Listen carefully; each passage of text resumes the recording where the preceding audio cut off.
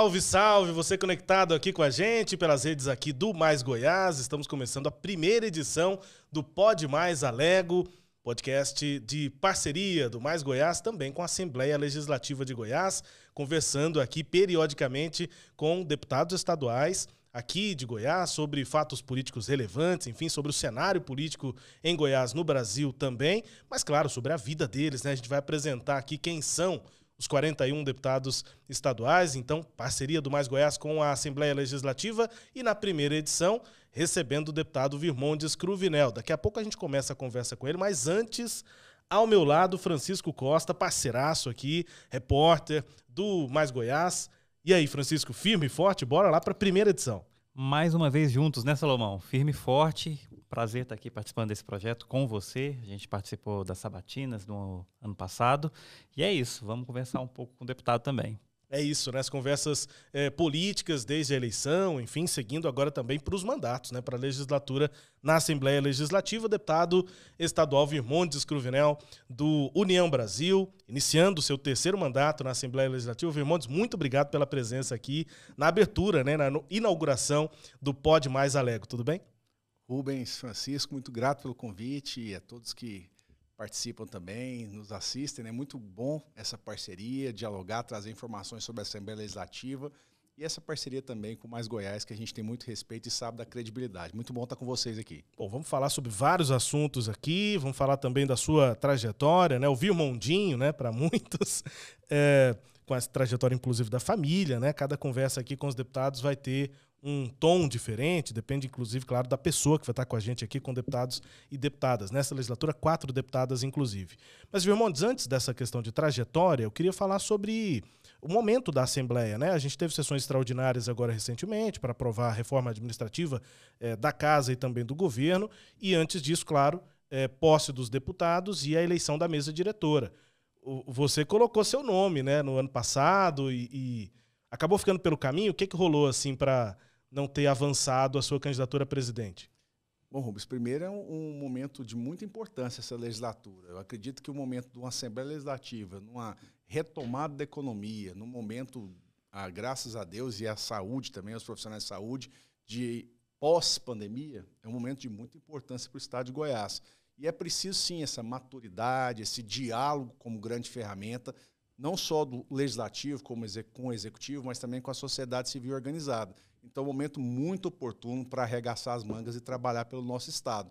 Lá na Assembleia a gente já tem um diálogo, tem sido sempre uma premissa do nosso trabalho, e diante dessa construção, já uma experiência do segundo mandato e agora chegando a um terceiro mandato de deputado estadual, liderando a União Brasil, lá a liderança da bancada com 10 parlamentares, nós colocamos, sim, o nome no início, na construção, de pensar justamente esse propósito, uma Assembleia que dialoga, que respeite as pautas, que respeite os partidos, as diferenças político-partidárias, mas que tenha compromisso com Goiás e com os goianos.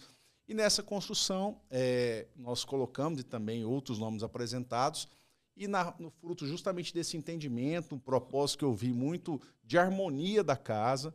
Percebi que o deputado Bruno Peixoto, que já tivemos a oportunidade de ser vereadores juntos, deputados estaduais nessa caminhada, já tinha, inclusive, uma certa experiência a mais do que a nossa, foi líder do governo nesses 4 anos e conseguiu construir uma unidade na casa. E, dessa maneira, respeitando o momento e tendo essa compreensão de já viver o parlamento, vi ali as pautas, os projetos e compromissos que o deputado Bruno fez de justamente também defender o que eu acredito, né? Uma Assembleia para os goianos, uma Assembleia que tem essa liberdade do diálogo, como estamos fazendo aqui, não só com os meios de comunicação, com a sociedade civil organizada, mas também a Assembleia na ponta, aquela ideia de estar próximo das pessoas. E é com esse compromisso de fortalecer um parlamento cada vez mais que a gente fez a opção de agregar o projeto do Bruno Peixoto e, com certeza, aí, ajudar nessa legislatura a fazer um trabalho de excelência para todos nós. Virmondes, é inclusive interessante que você negociou essa questão com o Bruno, de se aliar a ele. Foi ainda no ano passado, se eu não me engano, né, no final do ano passado. E um dos projetos do Bruno é não se reeleger como presidente. Você diria que seu projeto foi adiado nesse sentido? É o que eu falei, tudo é construção. Eu acredito que essa é uma percepção que eu tive na Assembleia, convivendo esses 2 mandatos, que construção, lealdade, parceria é a palavra-chave. Ninguém faz nada sozinho, ainda mais em parlamento. Para você votar um projeto, você precisa de apoio, pelo menos, ali, de uma maioria simples, né? Então, isso também se faz em diálogos políticos. Nós somos o mesmo partido. Então, a compreensão que eu vi era essa. Nós tínhamos ali 4 pré-candidatos do União Brasil, que já é representativo, não só por ser o partido do governador, mas por ser a maior bancada junto com a do MDB ali na casa. Então, tem essa representatividade. E percebi isso, é momento de construção, é momento de construção de parcerias para o futuro.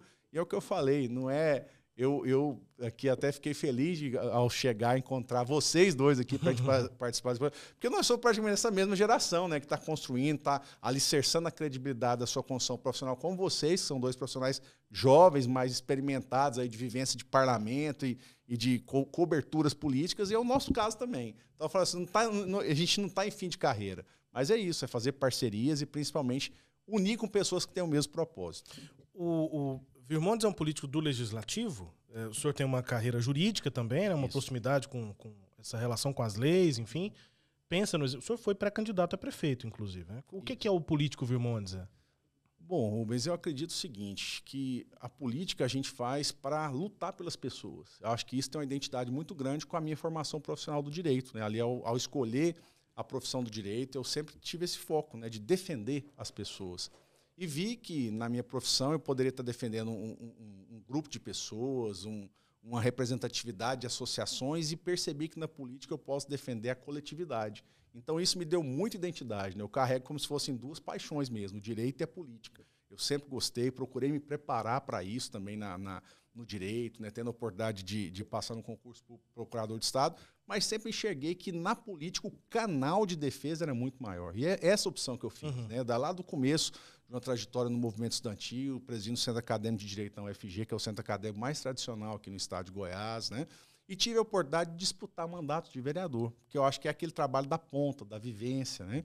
Apesar dos meus pais terem participado da política e serem, para mim, um grande exemplo, eles sempre defenderam isso, que você tem a sua liberdade, a sua tomada de decisão.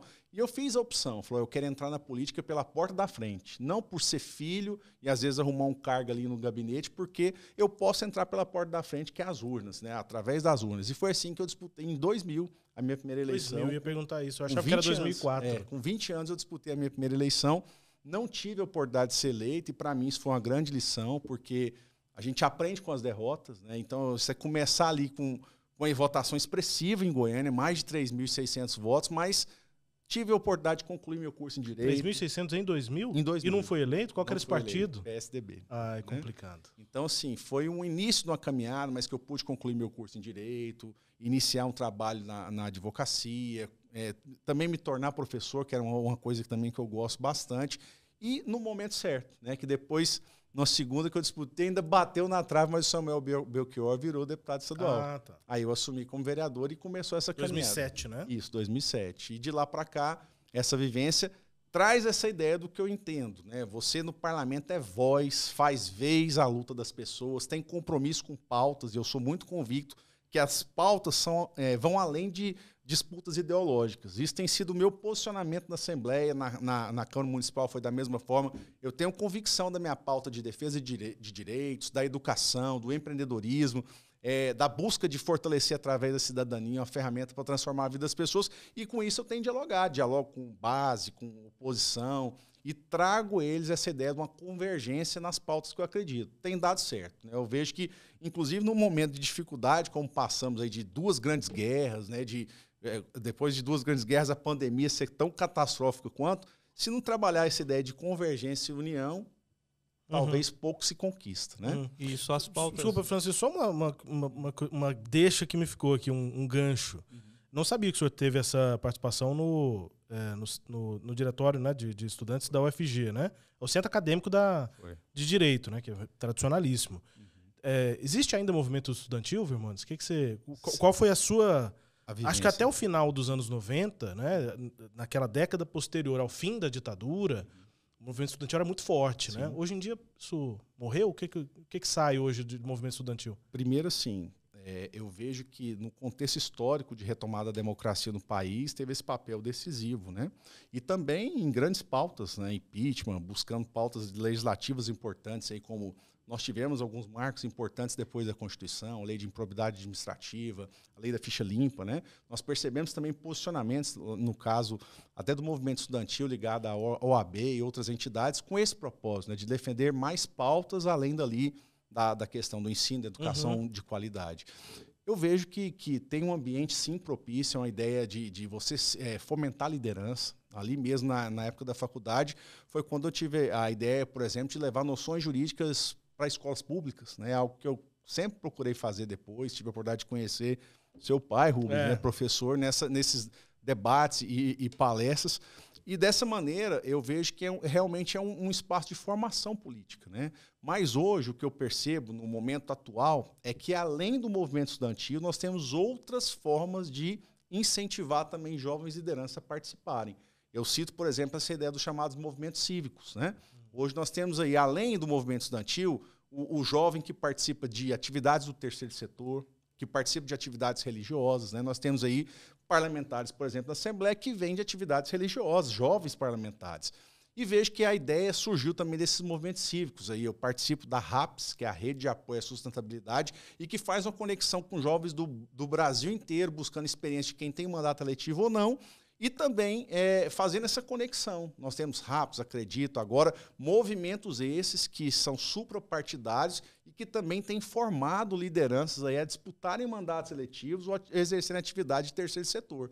Então, eu vejo que o movimento estudantil não é só o único canal, né? Hoje nós temos outras ferramentas, né, de trabalhos voluntários, etc., que também tem estimulado o jovem a, quem sabe, ali, buscar um eixo de representatividade política. E eu carrego grandes lembranças dessa época do movimento estudantil na Faculdade de Direito, inclusive de disputa, né? Eu tive a felicidade de ter ali duelado sempre de forma ética, como é uma postura que eu gosto de participar da eleição, e meu adversário foi nada mais, nada menos do que o senhor Rafael Lara, né? Na época, hoje, atual presidente da AB, um dileto amigo, né? Sim. E que nós ali ganhamos a eleição por 6 votos. Aí ele pega no meu pé porque, como eu fiz questão de ajudar na eleição, ele falou, o cara que disputou a eleição comigo hoje está do meu lado. Mas, sim, são essas lições que ficam, né? Daquele despertar da democracia, isso é muito legal, é uma vivência muito grande para a vida toda. Isso é interessante, Francisco, porque a gente está passando por momentos assim na política goiana, mas brasileira também, em que aquele sentimento de rejeição à política ele foi sendo materializado em alguns movimentos, né? Naquelas manifestações de 2013 e depois, claro, com a candidatura do ex-presidente Bolsonaro, né? Quem não via na política uma resposta, viu depois naquele perfil de quebrar o sistema e tal. E agora, né, o presidente Bolsonaro não se reelegeu, e o que é que a gente enxerga hoje da política? Eu acho que isso tem muito a ver, né? Onde é que esses políticos nascem, né? E pra gente, quem sabe, ver uma política melhor. Diga, Francisco.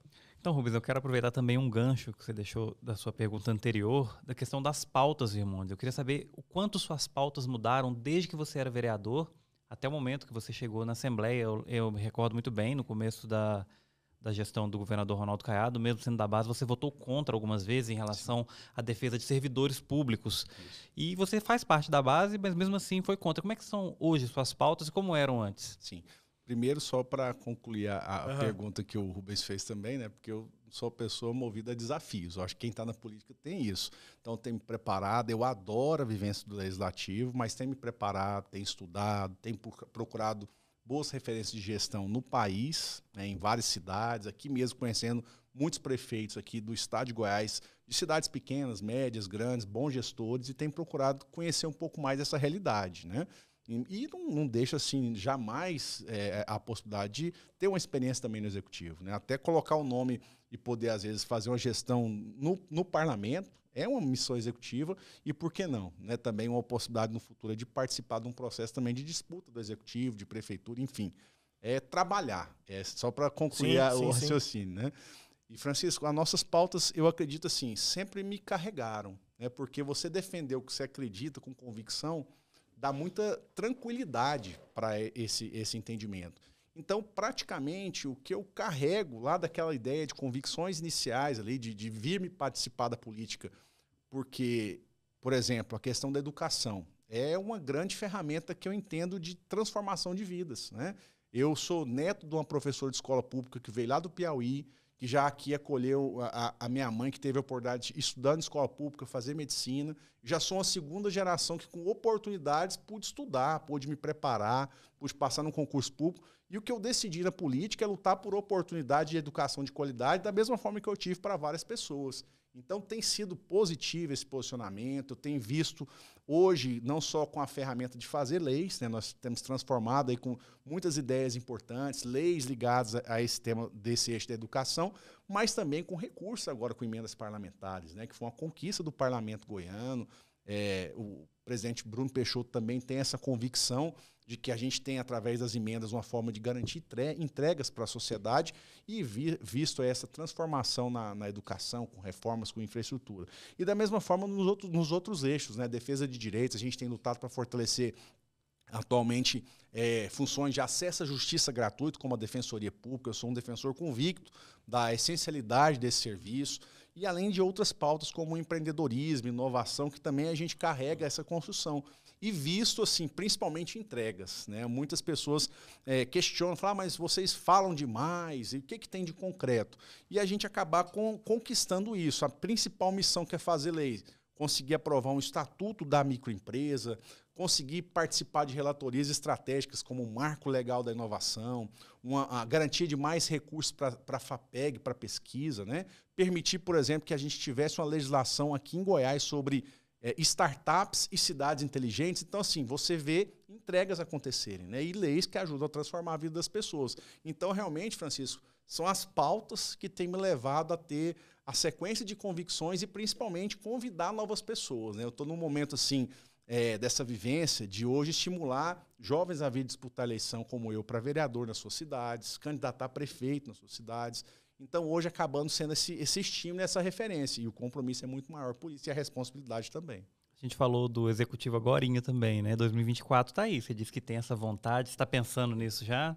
O que eu aprendi, né, na política é que nada se faz sozinho. Então, assim, hoje eu faço parte do União Brasil, né? Foi uma construção muito interessante. Eu vejo essa seriedade da gestão do governador Ronaldo Caiado e bons gestores no país também que participam do União Brasil. Tem aí, por exemplo, a Semineto, foi um grande prefeito, né, na cidade de Salvador, e outros gestores também no âmbito nacional, que acabam sendo referências. Então, assim, hoje eu participo do União Brasil, já não é uma construção que se faz sozinho, né? Mas uma coisa que nós vamos defender é que a União Brasil tenha, assim, uma participação aqui na nossa capital de Goiânia. Não digo o meu nome, né? Mas eu digo que poder participar de mesmas ideias e projetos aí, certamente a gente vai ter uma tomada de decisões, né? Até porque o nosso presidente da Assembleia mesmo é do União Brasil também muito bem votado em Goiânia.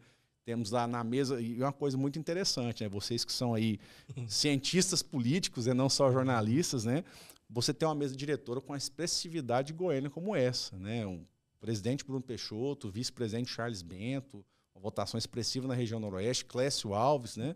E a gente, então, assim, 4 deputados com força representativa em Goiânia é sinal de que a Assembleia também pode ajudar a nossa capital. Se o governador quiser escolher um candidato para apoiar, pode escolher dentro da mesa diretora, já tem alguns, né? tem muita gente boa na Assembleia para ajudar, viu, Rubens? Agora, nessa perspectiva do partido e da base do governo para Goiânia, né? A eleição municipal é bem diversa, né? A gente tem realidades diferentes em cada município, mas a capital sempre puxa, né, essas articulações do partido no Estado e também das bases, né? Tanto a oposição quanto a base do governo. O senhor acha possível a base do governador Ronaldo Caiado, e aí com foco no União Brasil e no MDB, não terem um candidato próprio desses dois partidos, um nome desses dois partidos representando a base? Eu estou perguntando isso porque no ano passado o prefeito Rogério Cruz disse a mim numa entrevista que esperava o apoio de Ronaldo Caiado, que quando ele anunciou o apoio dele, o Rogério Cruz a Caiado, ele nem precisou pedir, que o Caiado teria dito que o apoiaria em 2024. Mas com todo mundo com quem eu converso, isso é muito improvável que o governador apoie, de fato, a reeleição de Rogério Cruz, e é uma gestão que até agora muitos avaliam como sendo inviável para uma reeleição. Como é que o senhor avalia essa questão da base do governo e esse posicionamento em Goiânia no ano que vem?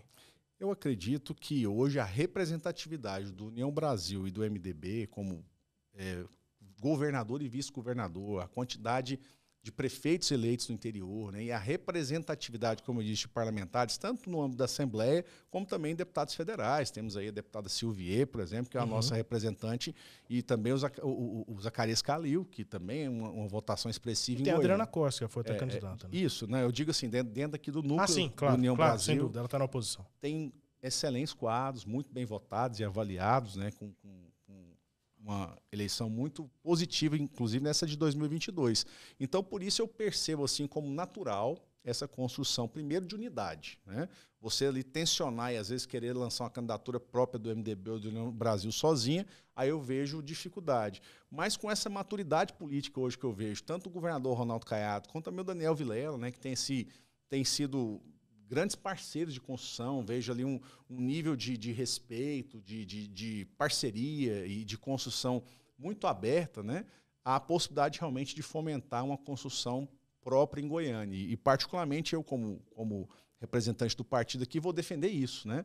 Respeito o Rogério Cruz, prefeito da cidade de Goiânia, tive a oportunidade de ser vereador com ele, né? Mas é natural também que partidos aí que têm uma expressividade e um trabalho, né? Até para a construção de chapas de vereadores, é necessário aí ter aí uma participação na tomada de decisão de Goiânia, porque é um eixo, né? Nós estamos falando não só de Goiânia, mas uma construção que pauta de região metropolitana de Goiânia, por exemplo, né? Problemas comuns ali como saneamento básico, a questão da saúde pública, a mobilidade urbana, passam por essa construção da região metropolitana, não só de Goiânia. Então, realmente é um papel importante e estratégico aí para esse contexto dos próximos 4 anos. Eu vou trocar um pouquinho de assunto. Eu e o Rubens estava até conversando antes do senhor chegar, deputado. O que a gente percebe nessa nova legislatura da Assembleia é que a oposição é praticamente inexistente, né? Recentemente até o Gomide disse que teria um relacionamento mais republicano com o governador. Nós temos alguns nomes como o Eduardo Prado, que ainda se mantém mais forte na oposição, o Major Araújo, mas de modo geral a casa está muito alinhada com o governador Ronaldo Caiado. A sua avaliação sobre isso facilita muito o trabalho, mas não deixa, como se diria, ele um pouco à vontade demais com uma assembleia tão conivente, digamos assim? Francisco, eu acredito que isso é fruto de uma construção, né? Nós passamos os 4 anos passados de muita dificuldade, mas de muita parceria da Assembleia Legislativa com o Poder Executivo. E um momento onde que Goiás precisava, né? Nós aderimos a um regime de recuperação fiscal, procurou, nesse momento, adequar a questão do equilíbrio econômico-financeiro do Estado. Nós tivemos aí prospecções a partir disso, né? No momento de pandemia, por exemplo, tem um ápice aí de mais de 400 mil empregos gerados em Goiás depois de 2020. Você perceber uma potencialidade do crescimento do PIB quanto no Brasil de 3,5%, uma perspectiva de 2,7% no PIB nacional, aqui em Goiás com uma perspectiva do PIB maior, até de 3,5%. Né? Então, assim, nós vimos oportunidades acontecerem, nós vimos serviços públicos se fortalecerem, como é o caso, principalmente nesse tempo de pandemia, descentralização dos serviços públicos, essa infraestrutura e valorização na área da educação. Então, foi uma construção. E construção feita com a participação da Assembleia Legislativa, né? Todas essas tomadas de decisões, votações importantes e um eixo, né, que talvez tenha sido aí colocado pelo governador Ronaldo Caiado e sua equipe e dialogado com a bancada, de agora nesse momento de fazer um reequilíbrio aí social, né, tirar as pessoas da miséria. Vários programas sociais passaram pela votação na Assembleia. Né? Eu digo aí o Bolsa Estudo, por exemplo, que eu tive a oportunidade de relatar, Mães de Goiás, o aluguel social, e agora dois pontos interessantes, por exemplo, esse da pauta de idosos, que era estava no plano de governo, que agora vai se tornar realidade, né? Uma ajuda a idosos, que é uma situação de dificuldade, acesso à empregabilidade, e pautas ligadas à mobilidade. Né? Eu achei muito interessante, por exemplo, agora, recente, essa ideia de um cartão familiar. É uma coisa que eu gosto de estudar bastante, essa questão de mobilidade, e você perceber ali que nos fins de semana é o momento que a família se encontra. Né? No meio de semana, o pai e a mãe estão trabalhando, o filho está estudando, mas às vezes é no fim de semana que se encontra. Você ter, por exemplo, um programa que garanta isso, né? Uma possibilidade de que um cartão, uma família de 5 pessoas possa ter acesso ao transporte coletivo, isso é dignidade às pessoas. Você vai para uma atividade cultural, religiosa, esportiva no fim de semana de lazer e permite principalmente o encontro de famílias. Né? Então, o que eu vi, Francisco, em resumo, é que nós tivemos um universo de oportunidades construídas até aqui, o que garante essa governabilidade, né? Por isso, por esse resgate aí de credibilidade e principalmente de diálogo também do executivo com o legislativo, é um momento que, como você diz, é um pouco de uma maré mansa, né? Mas é claro também que a gente sabe o papel institucional que a oposição tem e a gente tem essa compreensão dentro do parlamento, mas é um momento que, talvez por essa maré mais calma, é de construção. E que eu vejo, inclusive, portas a ser abertas em parcerias, né? O próprio bancada do PT, como você disse, o deputado Gomide, a deputada Bia, Mauro Rubem, por exemplo, mas nós sabemos que hoje é um governo federal e que governo não briga contra o governo, né? O próprio governador Ronaldo Caiado, em uma coisa que eu defendi bastante durante esses primeiros dias aí do mandato do presidente Lula, foi que justamente convidasse os governadores para um diálogo, né? Chamar os prefeitos principalmente das capitais para um diálogo próximo também, e você perceber esse nível de diplomacia que existe, né? Você chegar lá e estou aqui para dar mão na questão da pauta da miséria, do combate à desigualdade social, até essa questão dos Yanomamis mesmo, né? Com a oferta de serviço de saúde. Então é nesse nível que eu vejo hoje que há um universo de oportunidades para selar parcerias, né? Então, bom para Goiás, bom para os goianos, né? E bom para o parlamento que está no momento de participação decisiva nisso. A oposição ao Caiado, a família Caiado, sempre foi mais à esquerda, né? Os Caiados sempre foram direita, conservadores em Goiás, representaram a direita em Goiás. Acho que ninguém esperava essa pauta social tão forte no governo do Caiado. Acho que isso até deixa os possíveis opositores meio de mãos atadas, né? Porque a pauta social está muito forte no governo Caiado. O governo Caiado é de direita, deputado? Pois é, o que eu tenho visto aí é um amadurecimento, talvez, nesse posicionamento e compreendido também esse papel da entrega de aproximação, de resgate e de oportunidades, não só em programas sociais, mas de retomada da economia, de requalificação e de oportunidades para as pessoas no mercado de trabalho, como talvez um amadurecimento dessa vivência do governador Ronaldo Caiado pelo parlamento, mas convivendo também com a realidade de aproximar de parcerias com os municípios, né? Aproximar dessa responsabilidade de tomada de decisões e que principalmente precisa de sensibilidade. Então eu vejo que talvez esse reordenamento aí de posicionamento talvez seja isso, essa experiência de estar tentando assegurar mais entregas às pessoas, talvez percebendo que esse problema social hoje que nós vivemos aí da miséria, da fome que ainda existe no país, é um compromisso que perpassa a questão de partido político. Como é que o senhor compara a gestão passada com essa gestão? O senhor foi deputado desde 2014, governo Marconi, e era base do governo, né? O senhor teve postura independente, como teve também nesse governo, sim, mas no geral base do governo. E foi base naquele governo, é base nesse governo. Que governo foi melhor? Hoje a gente já vê um arrefecimento daquele enfrentamento da gestão passada, apesar disso ainda estar permeando o discurso do governador Ronaldo Caiado. Mas, no geral, assim, como é que o senhor avalia a comparação? Governo Marconi, legado, digamos assim, e governo Caiado até agora? Bom, no que diz respeito à questão de entregas, né, nós percebemos hoje que teve um foco muito grande nesse primeiro mandato do governador Ronaldo Caiado, essa questão de reequilíbrio, de organização da casa, de compromisso com o equilíbrio econômico-financeiro, mas principalmente também uma virada de chave, talvez por também ter sido do legislativo, de perceber essa importância da participação do legislativo. Então, esse resgate da questão, por exemplo, das emendas impositivas, nessa autonomia ao legislativo na entrega e na tomada de decisões. As impositivas eram sempre uma ameaça da Assembleia, né? E isso nunca saiu do papel. O que eu percebi, talvez, do governo passado é isso, né? Talvez ali não teve essa sensibilidade de perceber que o parlamento também ajuda na tomada de decisões. Mas tem essa crítica do outro lado, dizendo que, por exemplo, nos programas dessa arrumação de casa, o governo Caiado mudou o nome de muitas coisas, mas não criou exatamente programas novos ou ações novas. Eu percebo que sim, criou. Primeiro com essa ideia do serviço de saúde, né? Você encarar essa entrega. Você não tinha essa realidade de estruturas regionais fortalecidas. Então, para mim, isso foi um marco, né? Eu que sou um defensor da ciência, da saúde, vi ali como uma credibilidade que ele alcançou, que ultrapassou, inclusive, pessoas de outros partidos, né? Você ter o eixo no momento da pandemia de se posicionar na defesa da vacina, de recursos para a saúde, descentralizar o serviço de saúde, me chamou muita atenção.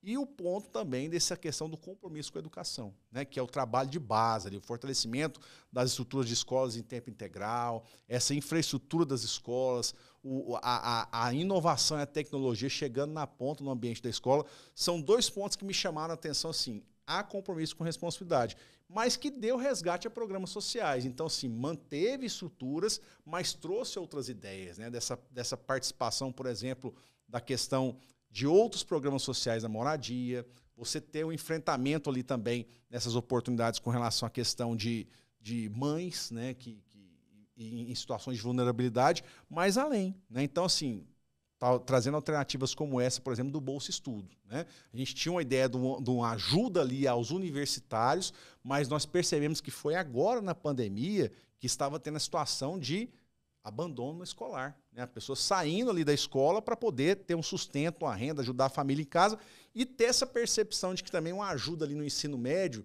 foi um caminho para seguir o aluno a alcançar seu objetivo de concluir o ensino médio e buscar a oportunidade do mercado de trabalho. Então, acredito que teve avanços, né? E é um momento assim de deixar para trás esse negócio de ataque, de falar do passado, mas ver que está tendo uma construção perene para o futuro, né? Você poder agora, numa sensibilidade que foi dada, inclusive, aí por sinalização do governo federal, essa possibilidade, inclusive, de sair do regime de recuperação fiscal, né? A gente percebeu oportunidades sendo geradas aí, inclusive, nesse momento também, como eu disse, assim, já o setor da indústria crescendo aí 8%, mais do que o setor observado em cenários nacionais. Isso também é credibilidade, né? Então, eu vejo que, a partir de então agora, é estimular parcerias com os municípios, como eu disse, também um avanço. Porque agora o deputado ajuda também o município lá com a emenda, você vê de forma concreta ali o que é cobrado, né? Porque as pessoas falam assim, ó, você sumiu, só aparece em época da eleição, né? 4 em 4 anos Hoje, se brincar assim, você está num evento na cidade, tem 4 deputados lá que garantiram recursos para ajudar alguma coisa do município. Então, você aproxima. Eu acho que essa é uma política com P maiúsculo, né? Uma política de gestão e de mandato. Irmãos, Eu só queria falar da emenda, que o senhor citou 2 vezes já as emendas, e isso veio para a minha cabeça e eu não estou querendo deixar de perguntar. A Assembleia copiou o Congresso com o PIX, né, orçamentário. Isso não prejudica a transparência? Não é mais difícil saber para onde esse dinheiro está indo, como ele está sendo utilizado? Como é que, o que é o PIX orçamentário se ele não atrapalha a transparência? Pois não. Pois bem, nós temos assim, primeiro, que a grande quantidade de recursos, no mandato passado, nós tivemos assim, um primeiro ano onde que só poderiam destinar emendas para a saúde e para a educação. Até um pedido do governador nesse momento da pandemia, né? Então, nós temos hoje que deu essa sequência. As vinculações constitucionais são de fundo a fundo educação e saúde, onde grande parte dos investimentos de emendas são nesses 2 setores.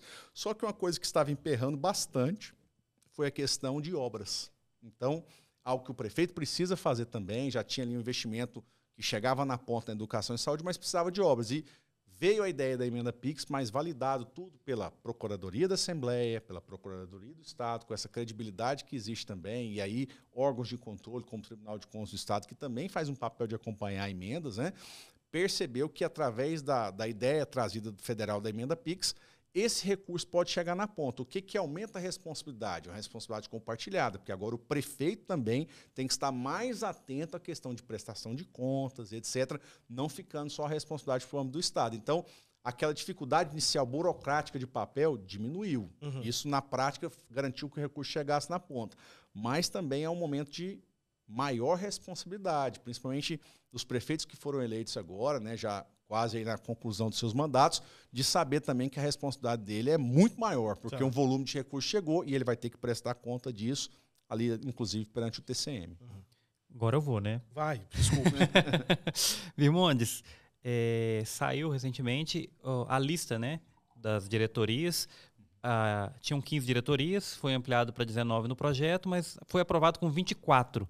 A Assembleia precisa de tantas diretorias, porque eu vejo que tem algumas diretorias que se confundem com comissões, por exemplo, são parecidas. Precisa realmente dessa quantidade de diretoria? Bom, Francisco, esse diálogo primeiro aconteceu na casa. O que nós percebemos, inclusive assim, chamando uma comissão temática, eu quero fazer um registro aqui ao Coronel Dailton, por exemplo, que ajudou bastante nessa construção, é um servidor de carreira, coronel da Polícia Militar, e tem aí essa visão de gestão muito aguçada, de fazer reordenamentos. Então, assim, algumas estruturas que eram secretarias se tornaram diretorias, algumas estruturas de diretorias se tornaram secretarias, talvez ali para um equilíbrio de pautas, né? Mas trazendo alguns pontos que são sensíveis, né? essa questão, por exemplo, da participação popular, de ter efetividade quanto a isso, diretorias no que diz respeito à gestão da casa, logística, são pontos que, nessa estrutura de retirar uma coisa na outra, na prática, para dizer para as pessoas, não atingiu a perpassar gastos orçamentários, né? Foi garantido toda essa discussão dentro ali do 10º que chega por mês, que o Executivo repassa à Assembleia. Então não teve, na verdade, excessos, mas remanejamento. E gestão acontece dessa maneira mesmo, reordenando, avaliando e aproveitando também experiências de pessoas que têm vivência de gestão e aliada político. Eu acredito que hoje, nos papéis de secretaria, numa visão do Executivo, e como também na Assembleia, nós temos que viver as duas coisas juntas, né? E principalmente uma casa do povo, que é o Parlamento. Gestão e política caminham juntos. Então, muitos colegas que hoje estão aí, diretores da casa, que já tiveram oportunidades, inclusive, de participarem no Parlamento, mas que também têm uma formação, né? Você pega o próprio diretor-geral, por exemplo, o deputado Francisco Oliveira, formação na área de administração, na área de humanos, aqui, salvo engano, vai ajudar nessa questão da experiência de gestão. Temos outros colegas parlamentares na casa também, que já tiveram a oportunidade de ser gestores, inclusive secretário de Estado, etc., e que vão contribuir também, não só com a gestão da casa, mas com essa principal missão, que é aproximar o parlamento das pessoas. Antes, vou emendar uma aqui. O senhor chegou a falar das regionalizações, regionalização da saúde, e quando fala em regionalização da saúde, eu sempre me remeto ao entorno, né? E foi aprovada na reforma administrativa a Secretaria do Entorno.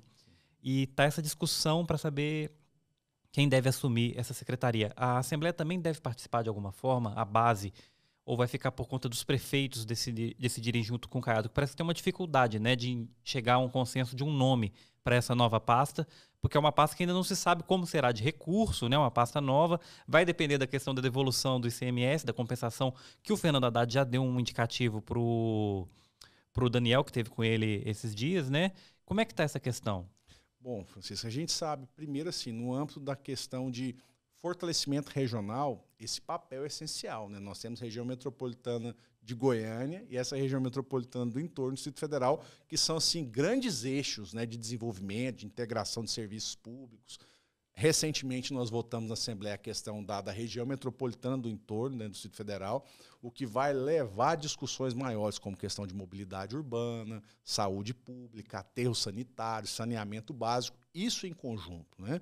Um fator importante disso, e até fruto de uma credibilidade alcançada dessa votação expressiva que o governador teve de mais uma vitória no primeiro turno e com sucesso lá no entorno, foi essa indicação do Cambão como líder, né? Que aqui eu quero abrir um parênteses e fazer um registro, né, de uma pessoa que tem um perfil diplomático, uma pessoa que tem essa visão agregadora, que sabe a compreensão de dialogar com quem está chegando e quem está saindo, dialogar com a oposição, com a situação.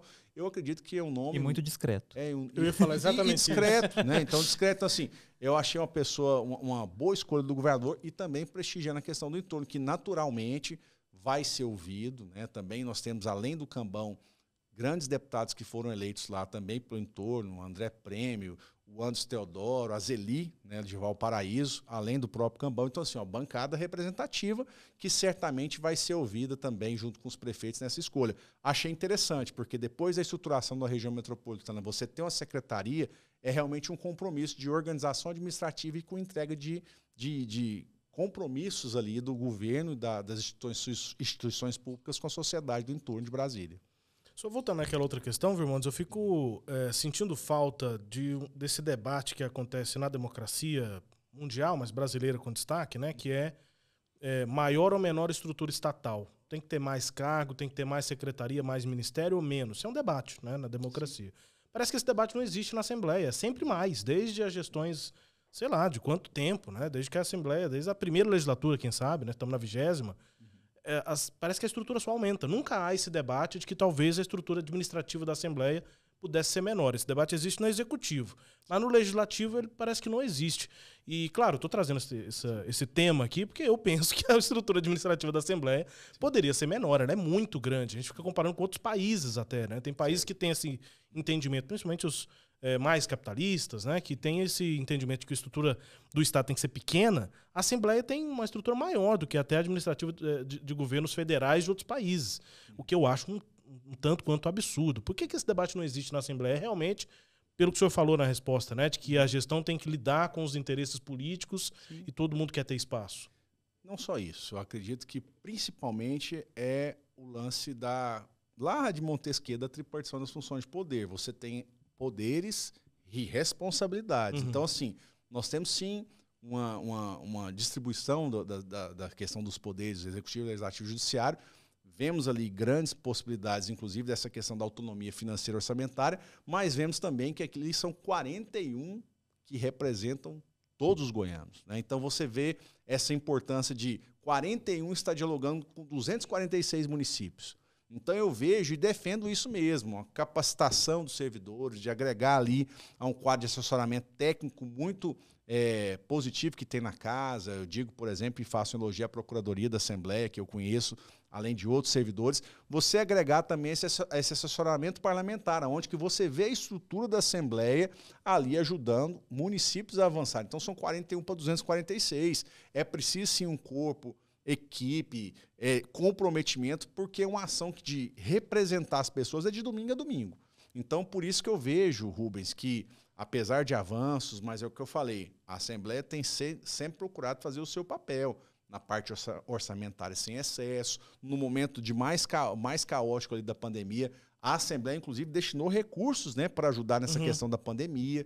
Então, assim, tem essa percepção de responsabilidade financeira, responsabilidade orçamentária, compromisso social e também entregas, né? Você vê a Assembleia Legislativa procurando se aproximar das pessoas, inclusive com ações como a alegativa, né? De você ter a participação ali na proximidade das pessoas com resultados. Você vê a transparência, você vê uma coisa que eu achei muito legal, que é aquele cidadão participativo. Você pode acompanhar a votação de um projeto da Assembleia, ver a postura do parlamentar, esse que está sendo cobrado pela sua atuação, pela sua equipe, pelos resultados do trabalho, antes mesmo do projeto ser votado. Então, eu digo para nós lá, conversando com os colegas parlamentares que entraram agora, é até um termômetro, né? Você tem uma sensibilidade se aquele projeto é bom ou ruim. Então, o que eu vejo, Rubens, é assim, um equilíbrio, tentando fazer o respeito ali às questões orçamentárias, mas também quem está no papel de legislar e fiscalizar tem que ter condições de trabalho para fazer isso de forma efetiva, né? Porque senão fica só em discurso, só em blá, blá, blá, sem entregas. Aí é o que eu falo, o mandato passa rápido e quem não tem entrega não segue. Essa crítica também, né? De que deputado podia nem existir. Eu tô dizendo assim, essa crítica, talvez o senhor já deve ter ouvido isso muito mais do que eu na rua, né? Para pedir voto, inclusive, né?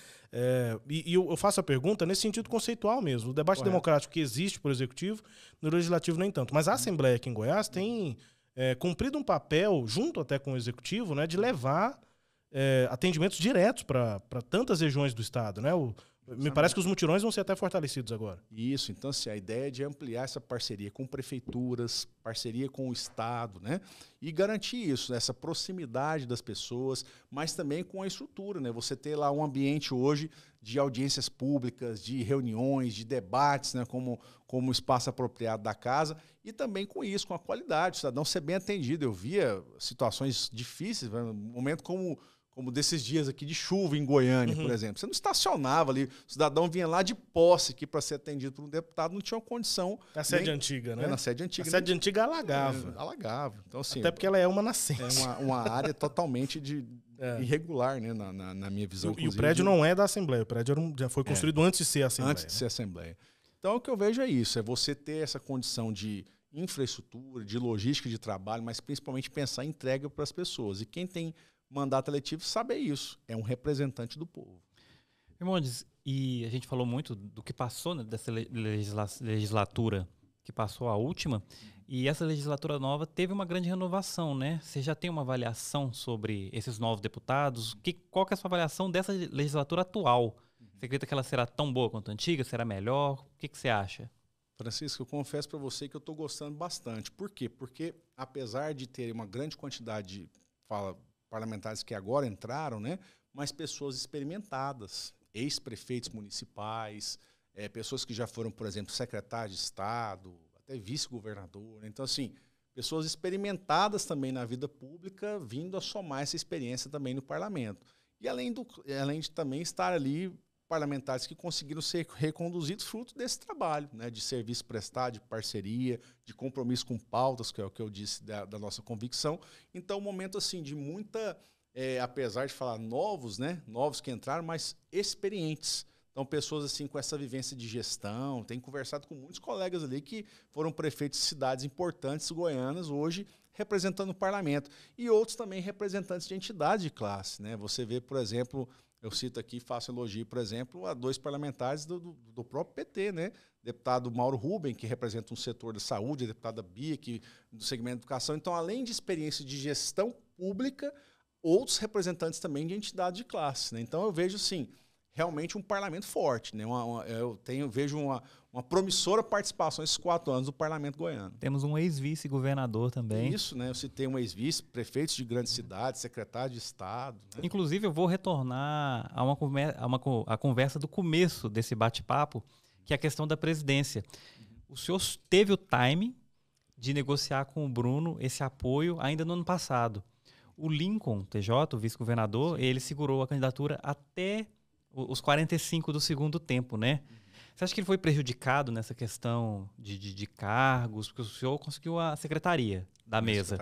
O Lincoln perdeu um pouco o tempo, ele deveria ter negociado antes, talvez? Cada um tem a sua visão estratégica do parlamento. Mas ali o que eu enxerguei com naturalidade foi esse mesmo compromisso de buscar uma harmonia, de conversar ali, além de base e oposição, você ter esse papel de diálogo com todos os representantes partidários, representando e respeitando a representatividade dos partidos em sua proporcionalidade, até na composição da mesa diretora, né? Das comissões importantes. Então, tem representantes de partidos da oposição que presidem comissões temáticas, né, da Assembleia. Você ter essa participação ali de representantes da oposição ao governo também na mesa diretora pela proporcionalidade. O Comide, né? Então, o que eu vejo foi isso, que essa mesma identidade é o que eu sempre defendi. Então, por isso que eu vi que o Bruno alcançou essa construção com maior articulação, e aqui eu faço questão de reconhecer isso, e por isso vi a identidade de, ao estar defendendo o que eu acreditava, era um momento sim oportuno para isso, de buscar o que eu sempre disse, né? Unidade. E talvez o time, eu não sei a compreensão do deputado Lincoln, a quem eu tenho um profundo respeito, até muito mais experiente do que eu, mas às vezes ele não enxergou esse time como eu enxerguei ali. E talvez foi até essa ideia de uma identidade nesse propósito, sem ataques, né? Até porque foi uma coisa que nós conversamos entre nós. Poxa, 4 colegas do mesmo partido, né? Para que você fazer um ataque um ao outro? Então, eu procurei, pelo menos da minha parte, ser muito respeitoso com todos os 3. E ao fazer um gesto de união ao Bruno, foi justamente talvez um momento que agregou. Né? Falou, olha, tem o mesmo compromisso que o nosso, né? Independente de quem vai estar numa mesa diretora, numa comissão temática, é um representante do mesmo partido que nós e que tem uma identidade de pautas. Então, favoreceu a convergência, né? O Renato veio na sequência e o deputado Lincoln também percebeu isso, até com essa vivência maior dele, nessa visão como vice-governador. E curioso é que nessa campanha de presidente não tivemos a interferência do Caiado, como houve em 2018, que ele tentava emplacar o Álvaro e a Assembleia acabou elegendo um independente, que foi o Lissauer. Dessa vez o governador não teve essa articulação, mas saiu um nome que eu acredito que teria sido da escolha dele também, de qualquer forma. O governador, infelizmente, teve esse problema de saúde aí, né? Que, graças a Deus, está bem recuperado aí. E realmente isso atrapalhou bastante até qualquer forma de diálogo ali. E ele já tinha sinalizado que não queria fazer interferências, até porque são 4 colegas também da base partidária, né? Então ele falou, olha, vou respeitar essa construção. Ele já viveu isso também no parlamento, né? E sabe que ali todo mundo tem maturidade, ainda mais assim, se tivesse uma candidatura de uma oposição, aí poderia tentar, de alguma forma, interferir.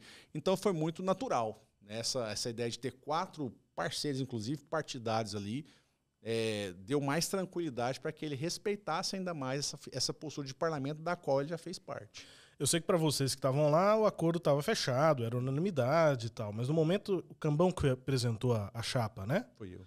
Foi o senhor que apresentou a chapa. Eu assistindo a sessão, eu fiquei com aquela memória, o senhor sabe muito bem, o senhor estava lá, inclusive, naquelas eleições, que comemora de eleição à presidência da Câmara de Goiânia. Aqueles momentos de apresentação de chapa. E aí, quando a gente acha que tem um acordo formado, alguém vai apresentar a chapa e surge uma outra chapa de repente, a sessão tem que ser suspensa, as conversas são retomadas, mas nada disso aconteceu. Só estou dizendo que eu, como jornalista, fiquei ali observando a sessão e pensei, agora, se alguém for apresentar alguma chapa, o momento era esse, mas não, o Bruno tinha fechado bem ali o acordo. Realmente, Rubens, igual eu falei, vocês dois, não vou dizer que eu tô velho, né? Mas nós estamos experientes juntos aqui. Eu confesso que eu nunca tinha me lembrado assim, eles são em unanimidade, né? Sempre há uma divergência. O VIT não chegou a ter unanimidade? Naquela condução do segundo mandato, ele harmonizou ali conflitos também. O VIT conseguiu trabalhar isso, né? E são, talvez, aí esse mesmo perfil, né? Pessoas que conviveram no parlamento com papel de liderança, né, do governo, que você dialoga com a base, com a oposição. Então, acredito, assim, que essa vivência de parlamento ajudou essa harmonia. Tanto no caso do VIT, como também agora no caso do Bruno, né? Se fosse uma pessoa assim, que não conhecesse a postura, é um aventureiro, talvez não sei se estaria tendo um êxito como esse, né? Favoreceu a harmonia, já se conheceu um pouco do perfil no parlamento. Deputado, olha, foi um prazer até agora. Quem estiver nos assistindo pode falar, mas já. A gente tem muitos assuntos ainda para tratar e teremos ainda, claro, todo o espaço aqui aberto do Pode Mais Alego para a sequência, né, dos trabalhos. Obrigado por ter estado conosco aqui nessa inauguração do podcast. Até uma próxima e bom trabalho na 20ª legislatura, no 3º mandato. Fico muito honrado, viu, Rubens, Francisco, pela credibilidade do Mais Goiás, a Assembleia Legislativa buscar essa visão de aproximar das pessoas também através das ferramentas da comunicação, das redes sociais, poder permitir isso, ser esse canal aberto para trazer ideias, sugestões, críticas também que são importantes para o nosso crescimento, né? E fruto disso é que a gente consegue transformar ideias em realidade, né? Eu tive essa semana mesmo a felicidade de poder estar visitando uma das missões que é, além de fazer leis, você vistoriar, fiscalizar, né?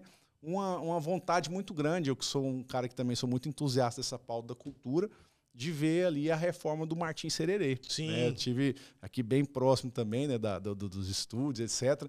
O Martim Sererê, que eu fui estudar um pouco da história, também foi um espaço, inclusive, ali da ditadura, né? São grandes caixas d'água, né? Isso. Que eram usadas como tortura, prisões, tortura, enfim. E que transformou num espaço, assim, dessa geração, depois da década de 80 para cá, de um espaço cultural, de novos talentos culturais, e a gente poder participar. Eu participei com emenda para ajudar a reforma, o governo também, e poder ver aquele espaço ali com a segurança apropriada, né? A gente viu aquele caos da Boate Kiss lá atrás, você vê lá toda uma reforma na parte de segurança, enfim. Eu ia ver show de rock no Martim Sererê e não entendi porque que era tão quente lá dentro. Pois é, ar-condicionado. E aí eu entendi que é porque aquilo não é um palco, não é um estúdio, era uma caixa d'água. Caixa d'água. Então, assim, você vê isso na ponta acontecer e no momento de retomada cultural. Então, assim, eu fico muito feliz, né? Primeiro, agradecer aos goianos por essa oportunidade de seguir no trabalho e com a maior votação que eu já tive na minha vida, eu só sigo motivado a fazer mais e sempre me colocando à disposição. É isso, obrigado, deputado. Bom trabalho.